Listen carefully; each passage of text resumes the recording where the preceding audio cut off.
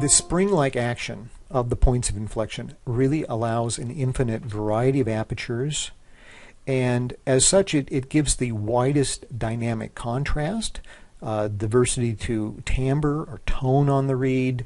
It helps the player to adjust in all sorts of different situations.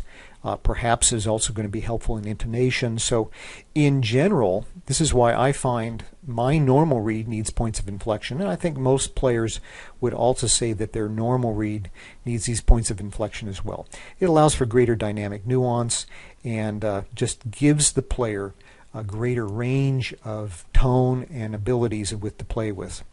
Now, a reed with no points of inflection, again, this is tends to be the concerto reed type, will in a way have what I call maybe an all or nothing aperture.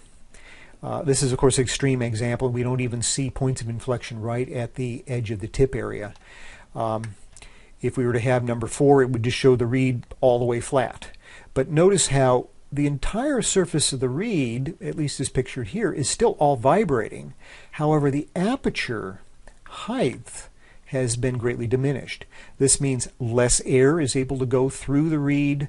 Obviously, number 3 here, this is going to be softer in dynamic than number 1.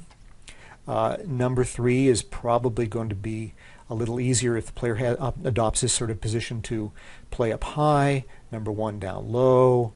And so with the concerto reed, you still have a maximum amount of vibration surface, but you're able through embouchure adjustments and adjustments of the reed aperture to play throughout the entire range of the instrument.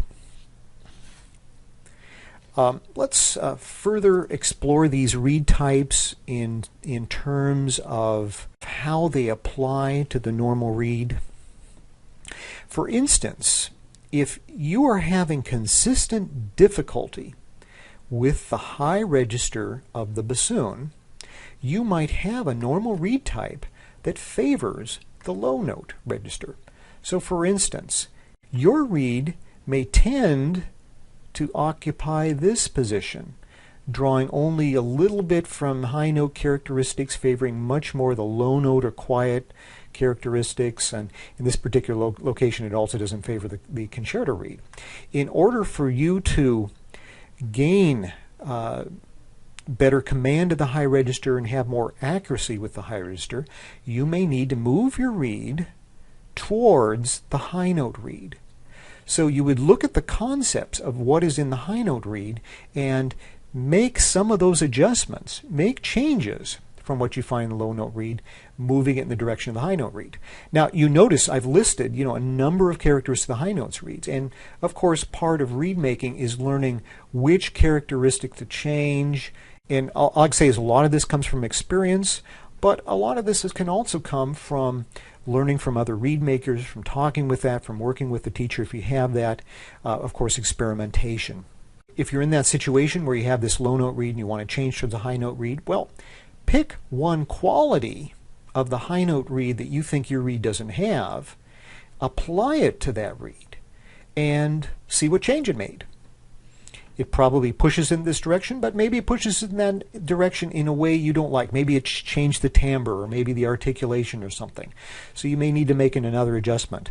But the way to learn these characteristics and how to move your reeds in the direction, one direction or another, for your normal reed, is to have your normal reed adopt some more of these characteristics.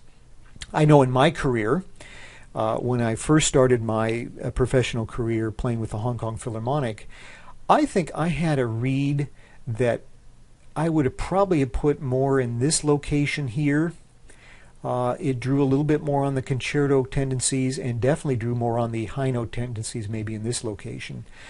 Through my playing experience, and maybe part of this is because I play much more chamber music now than I do orchestrally, I think my reed has moved maybe a bit more over to this area. So, everyone's normal will move around in this spectrum, and it may be very, very good for you to understand that your normal over the year is going to move according to the demands of the playing that you have.